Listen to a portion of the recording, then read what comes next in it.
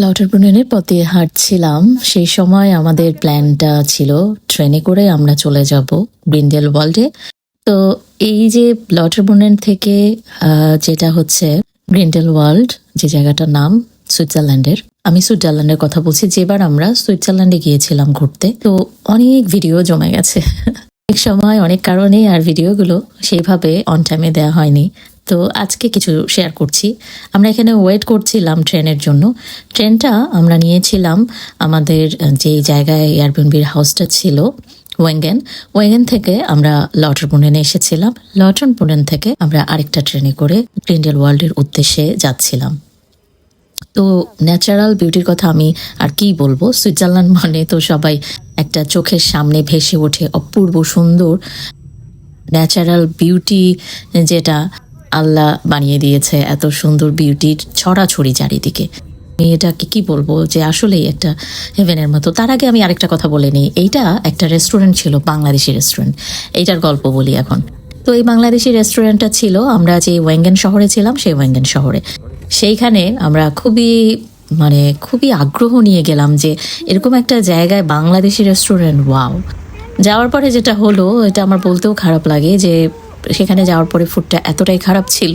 আমি একজন বাঙালি হয়েও তারপর আজকে আমি এটা বলতে বাধ্য হচ্ছি যে এরকম ধরনের ফুড সার্ভ করে বাংলাদেশিরা ওখানে কিভাবে এই রেস্টুরেন্টটা চালাচ্ছিল, এটাই আমি এখন পর্যন্ত মনে হয়, বা যখন আমার মনে পড়ে সেই দিনের ফুডের কথা, তখন আমার মনে হয় যে আসলে আর একটু কোয়ালিটি অনেক ভালো হওয়া দরকার ছিল। হ্যাঁ, তো যাই হোক, আমরা এই যে ব্রিন্ডেল ওয়ার্ল্ডে চলে এসেছিলাম, হাঁটছিলাম।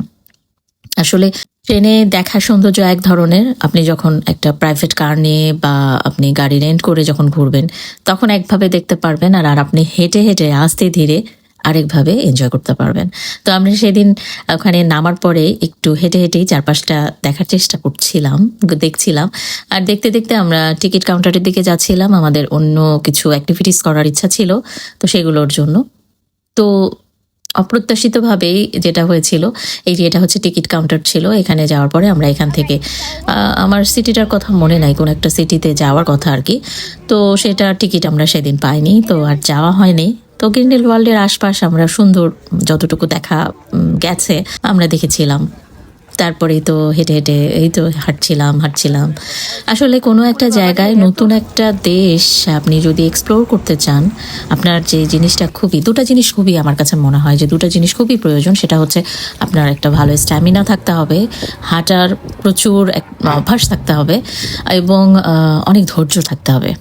এই কয়েকটা জিনিস যদি আপনার থাকে, তাহলে আপনি একটা দেশে যখন যাবেন, নতুন একটা কান্ট্রিতে এক্সপ্লোর করতে আপনার কোনো সমস্যা হবে না। তো আমাদের মোটামুটি আমরা সেরকম একটা মনোবল নিয়ে গিয়েছিলাম, যেহেতু আমরা ওখানে 5 নাইটস থেকেছিলাম সুইজারল্যান্ডের। যদিও 5 নাইটস কিছুই না, তারপরে যতটুকু আমরা এই 5 নাইটসের থেকে 4-5টা ঘোরাফেরা করেছিলাম। তো আজকে আমি জাস্ট বিক্ষিপ্তভাবে কিছু জায়গা দেখাচ্ছি। যেমন এই যে আমি এখন যেখানে দাঁড় হয়ে আছি, এইটা হচ্ছে ওয়েঙ্গেনে আমার যে বাসাটা ছিল, সেই বাসাটার পাশেই, যেখানে আমি একটু দাঁড়িয়ে পিকচার তুলছিলাম। এই যে এইখানে আমার বাসাটা ছিল, আমাদের এয়ারবিএনবির হাউস। আর এটা ছিল নো কার অ্যাক্সেস, মানে কোনো ধরনের কার বলেন বা অন্য কোনো ভেহিকল বলেন, কোনো কিছু অ্যাক্সেস ছিল না এই ভিলাসটাতে। আপনাকে আসতে হলে ওদের নির্দিষ্ট অ্যাসাইন করা যে গাড়িগুলো থাকে সেগুলোতে করেই আপনাকে আসা যাওয়া করতে হবে। তো আমরা যেটা করতাম, আমরা মর্নিংয়ে ট্রেন ধরার জন্য 1 মাইল হেঁটে চলে যেতাম।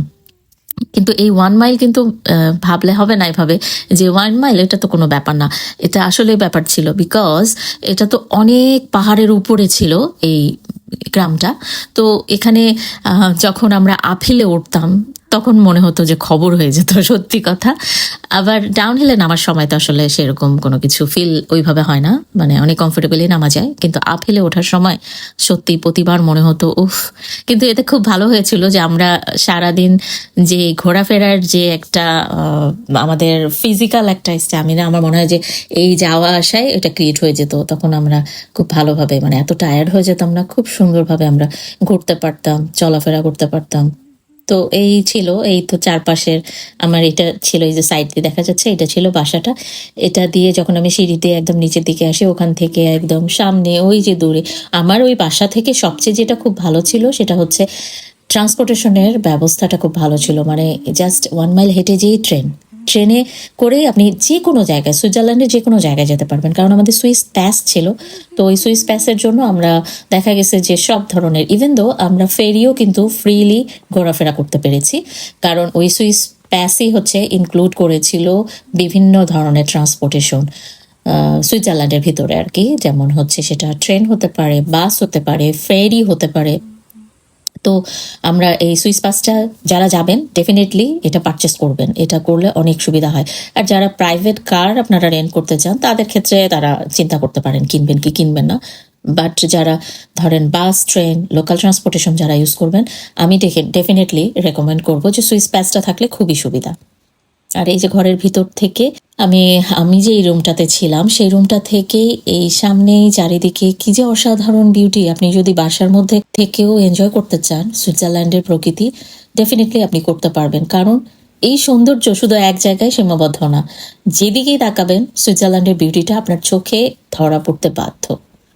তো আজকে এই ছিল আমার ভিডিও। আমি ভাবতেছিলাম যে আমার এই ছোট কিচেনটা আপনাদেরকে একটু দেখিয়ে দিই ঝটপট।